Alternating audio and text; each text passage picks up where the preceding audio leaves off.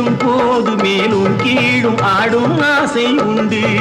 அந்த நேரம் நேரிலே சொர்க்கம் தோன்றுமோ, அந்த நேரம் நேரிலே சொர்க்கம் தோன்றுமோ.